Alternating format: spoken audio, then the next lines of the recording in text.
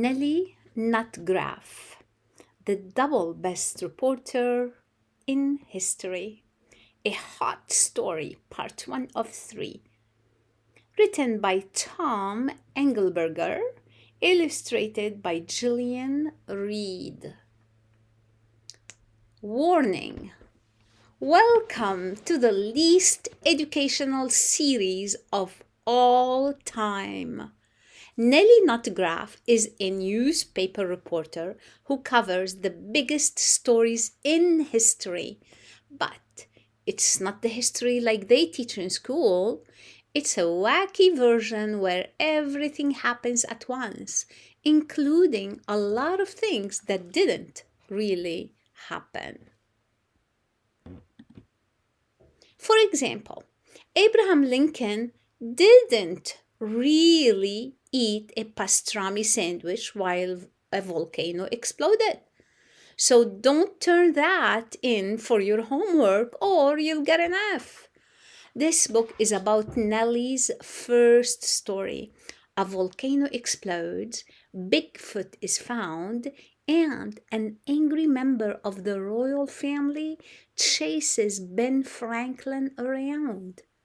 Nelly is determined to get it all on the front page of the big city, big news. Will it be tough? Yes. Will it be dangerous? Yes. Will it be historically accurate? Never. Chapter 1. Hi, I'm Paul Bunyan. You know, the giant lumberjack guy? Right, that's me. Please forgive me if you find a spelling error or two. I am writing this down with a giant tree stuffed with coal. I was going to use a baby elephant for an eraser, but the darn thing just ran off to join the circle. I'm the one writing the story down because I know Nelly Nutgraff better than anybody. You've heard of me, Ben Franklin, Betsy Ross, John Henry, Harriet Tubman, George Washington, Molly Pitcher, and Bigfoot, right? Well, how do you think people heard about them in the first place? No, they didn't watch it on TV. They read all about it in a newspaper. And the woman who wrote most of them stories for them newspapers was Nelly Nutgraff, the double best reporter in history. She was the fastest, toughest, fairest, squarest, word-flingingest reporter who ever lived. Any reporter can get both sides of a story. Nelly could get both sides at the same time. She would write what one person was saying down with her right hand and what the other person was saying with her left hand, all while typing up the finished story with her toes. She wrote stories about everything that ever happened. Her first story was her own birth announcement for the newspaper. She couldn't find the paper, so she wrote it up on a diaper. I'd rather not tell you what she used to write it with. Kind of gross. It went like this. Nutgraff born. Natasha and Fred Nutgraff are the proud parents of me, Nelly Nutgraff. Weight 6 pounds 11 ounces. Eyes blue and dimples said to be adorable by several sources close to the maternity ward. Upon birth, the baby, me, was smacked on its behind by the doctor, to which the angry baby, me, replied, "This is an outrage." I don't cry easy, but I get mad quick. So watch out, people. But I didn't meet Nelly until much, much later, when she was just getting started with her first big job at the big city, big news. So I guess the story I better tell you is the one about how we met. Chapter 2.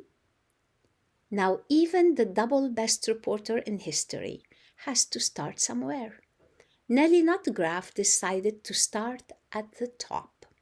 She walked right into the big city, big news, the biggest paper in the country back then, and told them she wanted a job covering the biggest news they had. Amelia Earhart, the Civil War, movie stars, the Louisiana Purchase, Elvis, Lucille Ball, and professional wrestling superstars. Whatever you want on the front page tomorrow, I'll go out and get it today, she said, slinging her typewriter over one shoulder. Those stories are all taken, said Brian, the editor, but I could use somebody to cover little bitty unimportantville. This is an outrage, Nelly shouted. I want your biggest story. Well, said Brian, the editor, looking at his clipboard, it is the biggest story I have left. I'll do it, declared Nelly. They have a town hall meeting tonight. You better get up there, said Brian, the editor.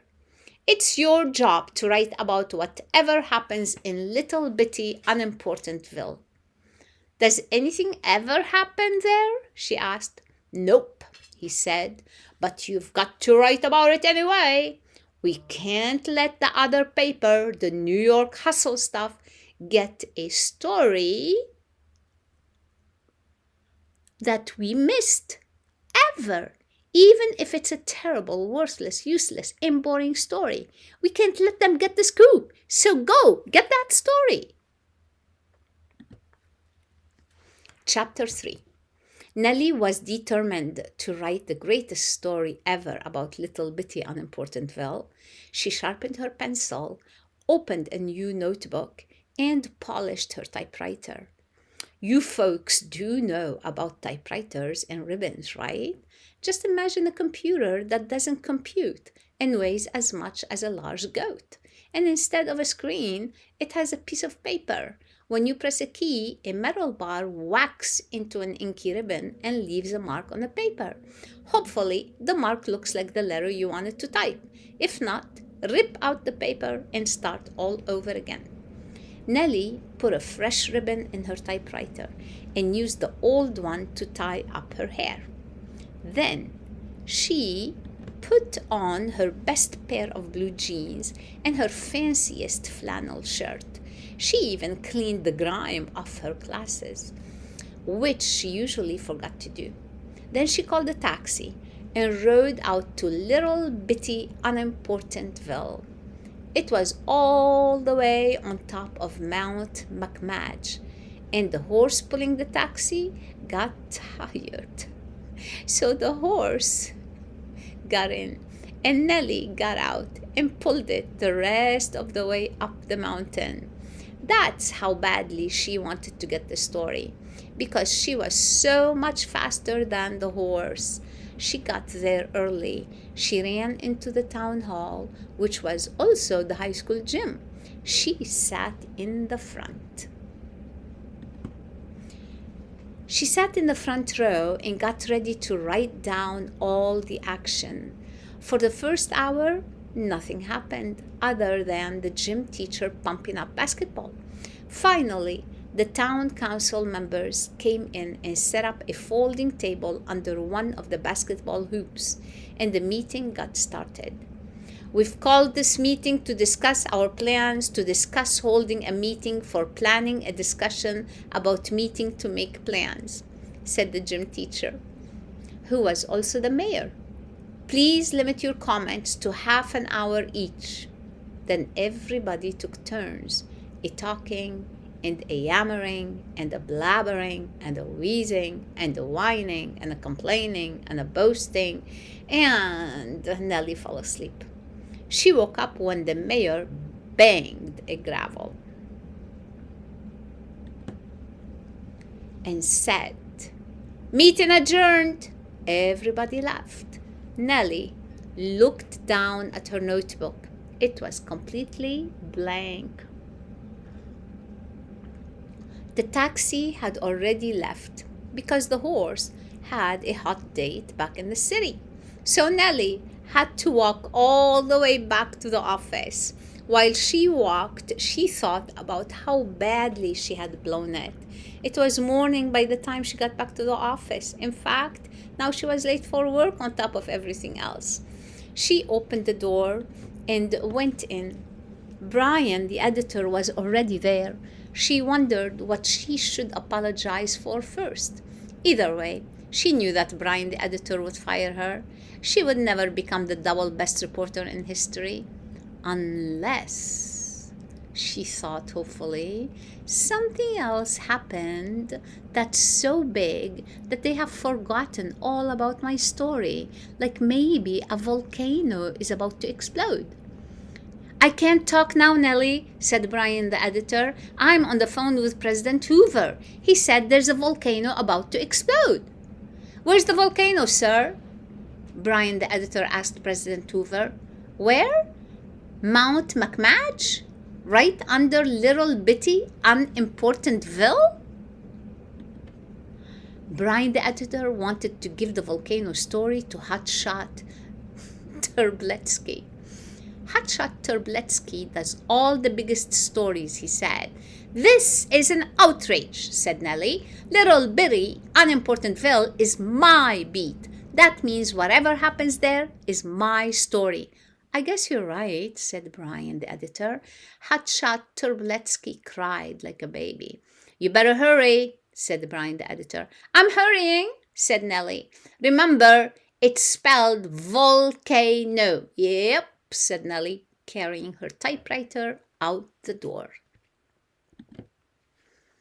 And most importantly, said Brian, the editor, be careful. Sure, said Nelly, as she waved down a taxi. Remain a safe distance from the volcano at all times, called Brian, the editor. But Nelly didn't hear him. She was in the taxi and speeding toward the smoking, rumbling, lava-packed volcano. To be continued. Extra, extra! Nelly Nutgraff is, of course, not a real person, but she's partially inspired by one. Nelly Bly was a courageous journalist in the late 1800s who traveled around the world as a reporter and set a speed record doing it. You can read more about her on Epic in Nelly Bly and Investigative Journalism for Kids by Ellen Mahoney. Nelly's last name, Nutgraff, comes from a term that reporters use. A nutgraff, pronounced nutgraff, is a paragraph near the top of an article that explains what the important news is. Unfortunately, not every reporter uses nutgraphs, leaving readers as confused as a squirrel searching for a missing nut. The end.